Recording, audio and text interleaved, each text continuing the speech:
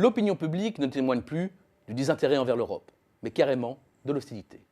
En cause, 5 grandes lignes de fracture. La première, la divergence des dynamiques économiques ne rapproche plus les niveaux de vie entre les partenaires, mais les éloigne. Il y a pourtant bien eu un rattrapage de la périphérie des années 90 jusqu'au milieu des années 2000, notamment des pays du Sud, comme le montre l'évolution du PIB par habitant de la Grèce, de l'Espagne ou de l'Italie vis-à-vis de l'Allemagne. La crise de 2008 montre que ce n'était qu'un feu de paille, reposant pour certaines économies uniquement sur la formation de bulles. Le réveil est très brutal. Pour les Grecs, c'est le retour à la case départ, ou presque. La trajectoire est similaire pour l'Italie. Quant à l'Espagne, elle s'en sort qu'à peine mieux. Surtout, la capacité de rebond de ces économies a largement été entamée avec la concentration de l'industrie dans un petit nombre de pays, principalement situés au nord. Les autres fractures sont internes aux pays européens, avec ce trait commun. La majorité, voire tous, sont concernés, même si c'est à des degrés divers. Il y a d'abord la montée des inégalités de revenus et de la pauvreté. Pour évaluer la montée des inégalités, l'indicateur choisi est la mesure dite S80, S20, qui rapporte la masse des revenus détenus par les 20% les plus aisés à ceux détenus par les 20% les plus pauvres. Un indicateur qui passe de 4,7 à 5,2. En d'autres termes, la part des revenus totaux détenus par les ménages les plus riches est 5,2 fois supérieure à celle détenue par les 20% les plus pauvres, et l'écart se creuse, notamment sous l'effet de la part croissante des revenus détenus par les 1% les plus riches. Si l'on ne peut pas parler d'explosion des inégalités, cette tendance de fond recouvre un autre phénomène inquiétant, le surplace des classes moyennes qui bénéficient moins que par le passé des fruits de la croissance. Autre facture, la montée de la pauvreté.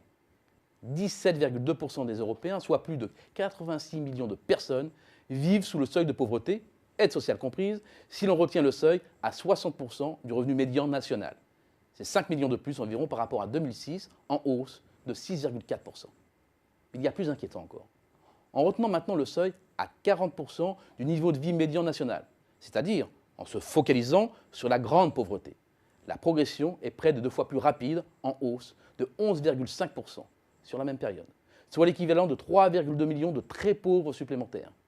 Petit rappel, en mars 2010, l'UE s'était fixé comme objectif, à l'horizon 2020, de réduire de 20 millions le nombre de pauvres par rapport à 2008. Et il ne faut pas croire que le problème se concentre uniquement dans le Sud.